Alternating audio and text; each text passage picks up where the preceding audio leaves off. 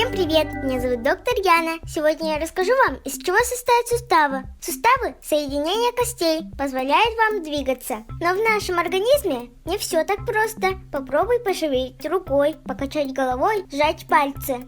Одинаковые ли действия ты выполняешь? Нет.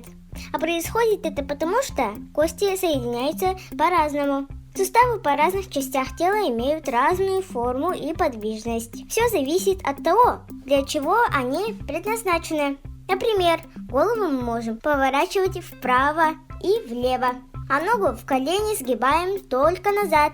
Скелет устроен так, что одни его части подвижны, а другие прочно закреплены. Одни кости и суставы защищают внутренние органы, другие выполняют роль опоры или рычага. От предназначения той или иной части скелета зависит ее строение и подвижность. Например, руки и ноги подвижны, а из костей черепа подвижна только нижняя челюсть, которую человек использует для жевания.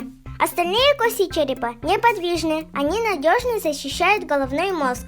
Два голеностопных сустава, правый и левый, играют исключительно важную роль в жизни человека, опирающиеся при движении только на нижние конечности, ноги. Голеностопный сустав, как видно из его названия, соединяет кости, голени и стопы. Его образуют большая берцовая и малая берцовая кости, которые утолщенными концами, лодыжками, охватывают так называемую таранную кость стопы. Голеностопный сустав используется при ходьбе, беге и прыжках. Соединение костей в голеностопном суставе называется мельницей. Оно напоминает два диска жорного, на которых перетирают в муку зерна. Верхняя кость сустава может делать только небольшие движения вправо или лево, а вот нижняя более подвижна.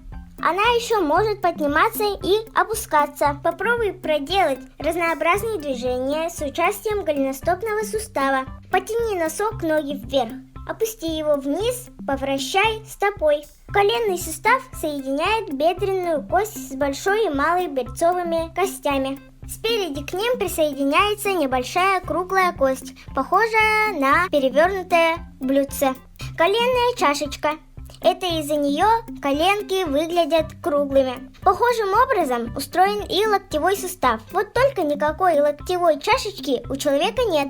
Сустав обеспечивает сгибание и разгибание ноги в колене, а в согнутом положении небольшие вращательные движения. Тазобедренный сустав соединяет ногу с туловищем, а точнее бедро с тазом. Он обеспечивает нижним конечностям очень большую подвижность. Мы можем ногой делать махи вперед и назад, отводить ее наверх и в сторону, и даже немного поворачивать бедренную кость внутрь и наружу. Похоже устроен и плечевой сустав, соединяющий руку с туловищем. Тазобедренный сустав похож на шарик с колпачком.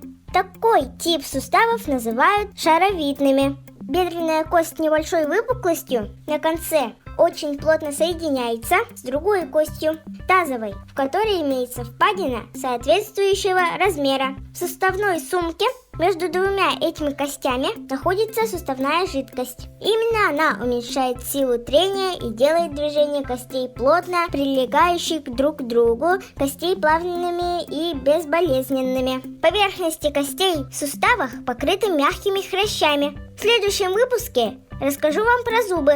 Не забудьте поставить лайк, пишите комментарии и жмите на колокольчик, чтобы не пропустить новые видео. Всем пока!